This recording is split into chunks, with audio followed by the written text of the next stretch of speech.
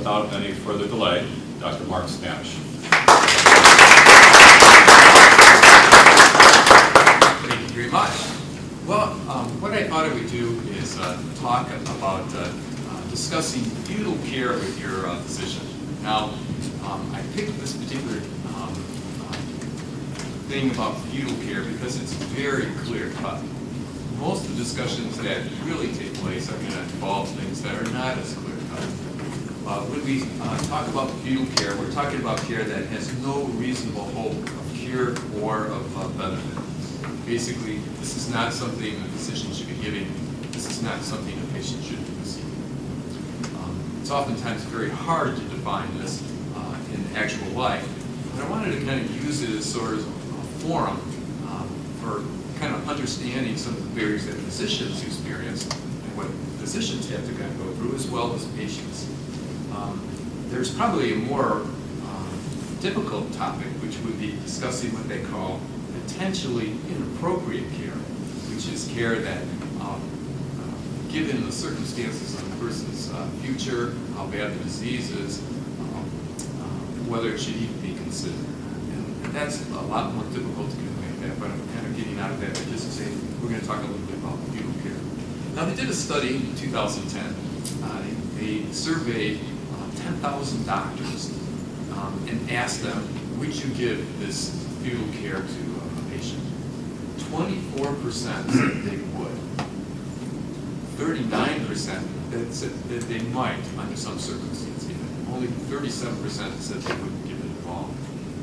Why is that? Why would physicians, knowing that something would benefit people at all, go as far as to give it? Well, there's a lot of fears that doctors have, and there's lots of different circumstances.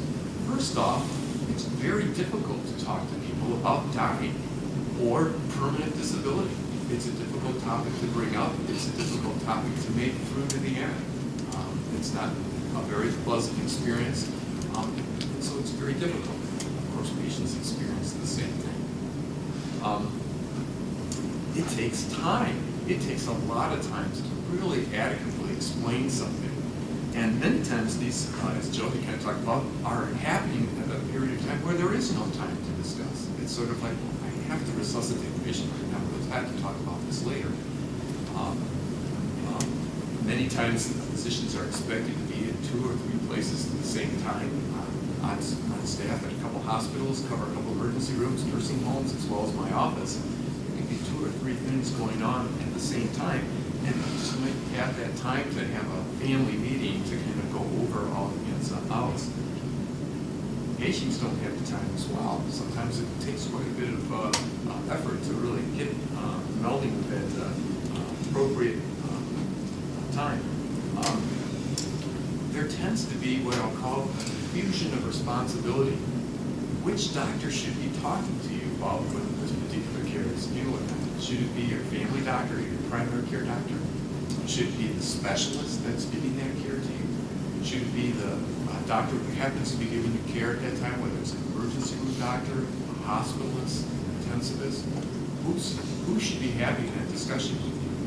And so a lot of times physicians aren't sure who that should be, and that the responsibility gets shifted around. It's very difficult to predict these things. I mentioned that I chose fetal care because it's an easy choice, but in actual fact, trying to predict if a person is going to die is extraordinarily difficult. Every person is an individual. In medicine, we work with things called bell curves, where there's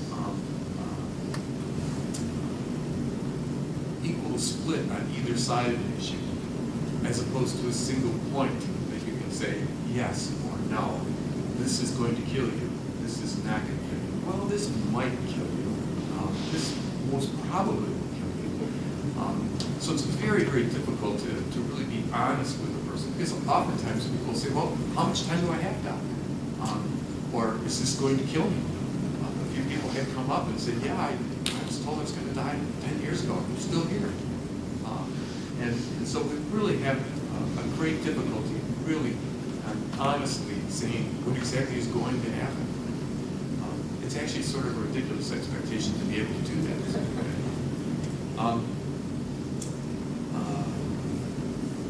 Sometimes we rely too on what our past experiences. I remember first coming out of training, I had no experience. I really had to read about it and try to glean information from people who had practiced longer. Sometimes we have too much experience. We think that we really know what the answer is because we practiced for 30 years now. I should be able to know this. Because in my experience, this is what happens, but that's not necessarily representative of what really does happen. Sometimes we're kind of influenced by that last case, the one we just took care of last time, what had happened that time. That's the one that sticks in my mind the most, whether it was a great success in resuscitation or whether it was just a really horrible, drawn-off, and painful process when the person passed away.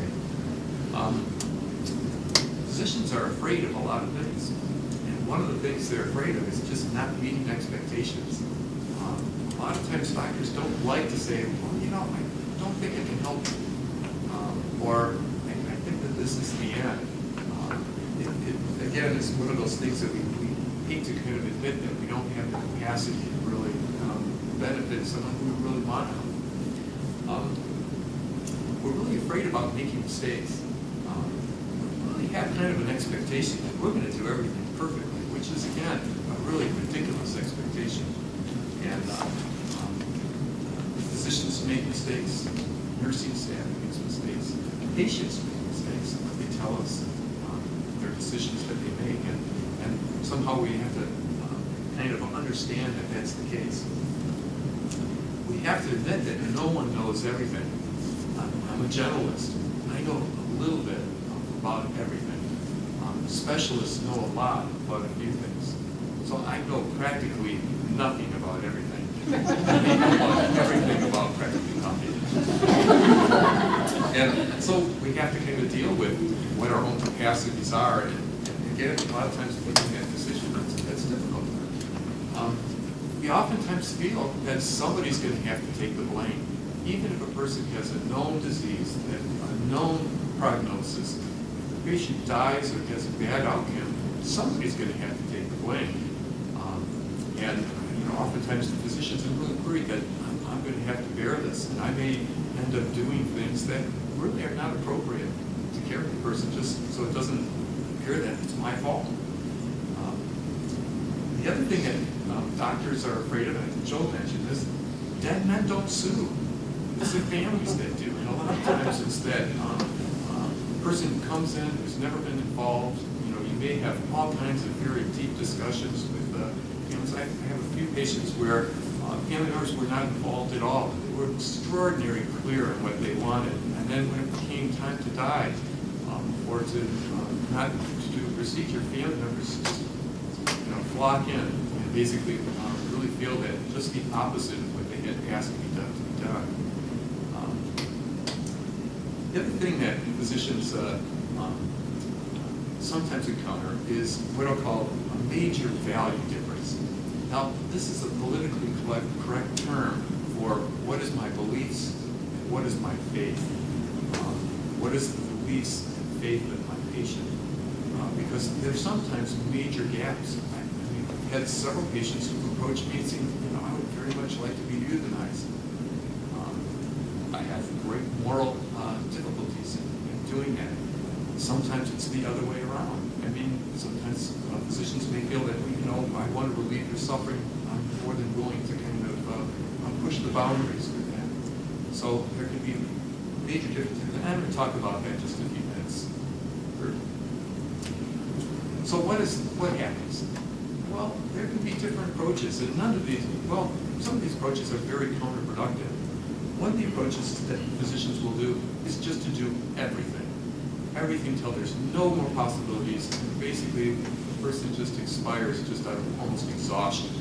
That every single medical study is done, every single treatment is tried, every single specialist is consulted, everything is done. As a matter of fact, oftentimes patients aren't even included in that decision. The other approach is just to let the patient make a decision. Well, here's the information. You make the decision. Should we screen for prostate cancer? Oh, we'll just explain it to you, and you make the decision. just let us know what you want to do. Would you like surgery or radiation or chemo? You know, make the decision for us. And of course, that's just as counterproductive. I mean, you hire your physician for a specific purpose to give an opinion. Just having the patient basically have to rely on the internet or other family members to make those kinds of decisions is really unfair. And my favorite is we're each waiting for the other person to tell us what to do. I'm kind of waiting for the clues from the patient about what they'd like to do, and they're waiting for me to kind of tell them what to do. And that silence oftentimes leads to many counterproductive things. Of course, the best thing to do would be for people to really have frank discussions about what their possibilities of prognosis is, what the real value of each of the studies that we do, and kind of come to basically a unity of thought on what should be done. But I wanted to come back to the defining your values, because of course this is actually, at least in my practice, that's being just an extraordinarily important thing. And what I believe people are, what the ultimate goal of our lives is, really makes a tremendous difference. It makes a tremendous difference of why I chose to go to medicine to begin with. It makes a tremendous difference in people's lives. And sometimes there's just no room to express that. And of course, that's one of the most important things that people use in order to make those decisions about what should I do at this particular point in my life. As a matter of fact, many times people are oftentimes dealing with guilt, like, gosh, I better do a full code because I don't think God would want me to give up. Or I would prefer not to do this because I think it will prolong suffering in my parent. And oftentimes, those thoughts are not really complete. We don't spend a lot of time thinking about it. And more importantly, we don't spend a lot of time expressing it. And it's a really, really important thing to express. I mean, I'm Catholic. I really believe that human beings are made in the image of God. They have eternal value. That's without exception, whether a person is disabled, whether they're advanced dementia. They all have extraordinary value in God's eyes, and that they're very much loved by God. And that can make a big difference on trying to make a decision. As a Catholic, suffering is not something that has to be avoided at all costs. It ends up being a very important part of our lives. We believe that Christ suffered and has that experience. And so when we approach suffering, it's not the ultimate thing that has to be avoided, although it has to be considered. So expressing our faith, thinking about this, praying about it, taking advantage of priests and ministers to kind of really define what we believe as people and where we put our values ends up being extraordinarily important. And I think it's just not done enough. So I think that's something that people should do. As a matter of fact, when I recommend, well, what should we do when we're approaching these problems? What kind of things would I say should you do? Well, I think we have to understand that God really loves us, that suffering has some value, that we believe in eternal life. If we don't believe in eternal life, making decisions about extraordinarily or disproportional care can really be have a different value, and sometimes expressing that is just as important. We need to try to understand the medical problems that you have, how serious it is, what's the prognosis. Sometimes people are really afraid to hear that. And of course, it's just an opinion many times, but oftentimes it's something that you really need to know. Is this something that will cause the end of my life? What can I expect in the future from it? Again, and we've talked about this already, you need to make clear who's making the decisions. Oftentimes you aren't going to be available for making decisions. And, who should it be? Plug in for living wills. I've never used a living will to make any medical decision, ever. The only value I've ever seen in a living will is to the family, because it's been codified, or at least thought about it, and written it down. You won't be able to put down in a living will all the different possibilities that are going to come, but you're going to approach them. They won't be able to make the decision that has to be made, but at least it gives a guideline to those of your family who you've appointed to have sort of a basis to kind of look at it. So in a way, it's very, very important for your family, more than it will never help me as a physician to make a decision on what I should do. Don't be afraid of different codes or different terms that we use. We use the term "do not resuscitate" or "no codes." As Joe has already sort of implied, it's an act of desperation most of the time. It's a good thing to do in many occasions, but you really have to look at it relative to what you expect the rest of your life to be like. What is your prognosis? We shouldn't be afraid of getting what we call supportive care.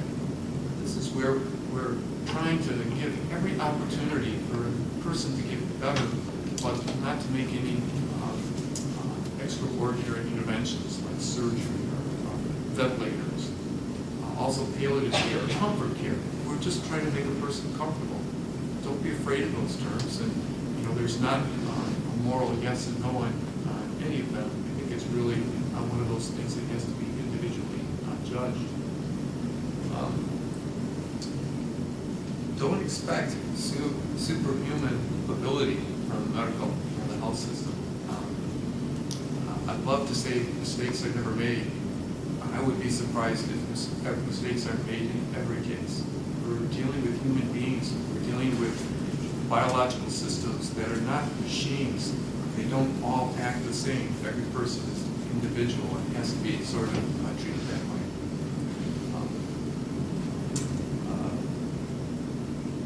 Be respectful of other people's time.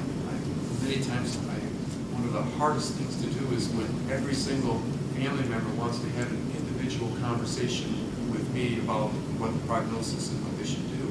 Each one wanting to be the one that actually makes the decisions. You really have to respect your time. You have to respect our time. It's very short. You have to make good use of it, but be aware that that's the case. Pray. Again, ask God's guidance. I think this is, again, one of those things that people just don't do enough of. Ask your priest or minister when you're in a bind. Sometimes we even have to ask for additional help. Let's say there is a big value difference between you and your physician. What should you do? There's, at each of the hospital, an ethics committee that can really assist people in very difficult decisions. Don't be afraid to ask for that. The people who are on it are wonderful. They have great training and wonderful experience, and they can sympathize. And they're not going to give a ready, hard, fast answer, but they can oftentimes arbitrate when there is a conflict between the physician or, again, just a major difference in values.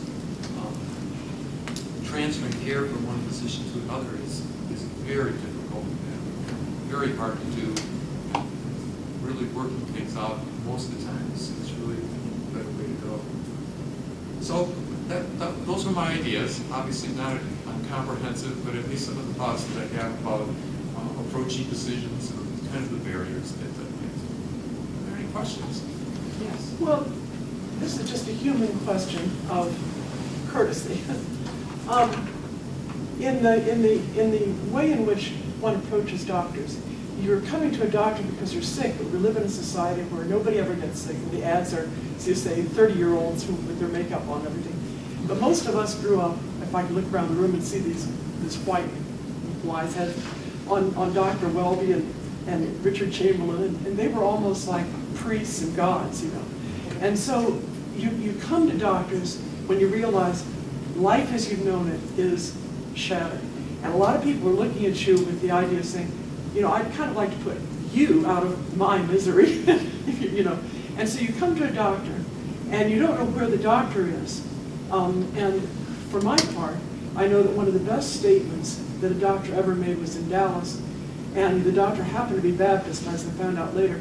He had up on his wall the Hippocratic Oath, and then a framed page out of the book of Genesis.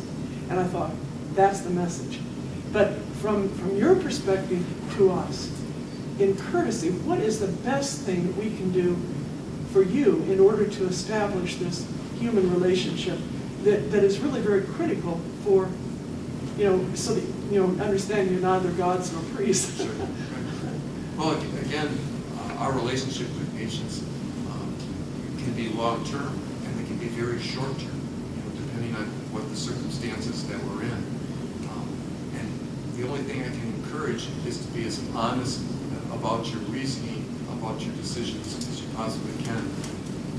I know many people who don't share my faith, but they're very respectful. And I can't tell you how much easier it is when somebody actually expresses what their beliefs are to us, because you can take it into context, and it makes it just much easier to kind of know how to approach a person and very big decisions on it.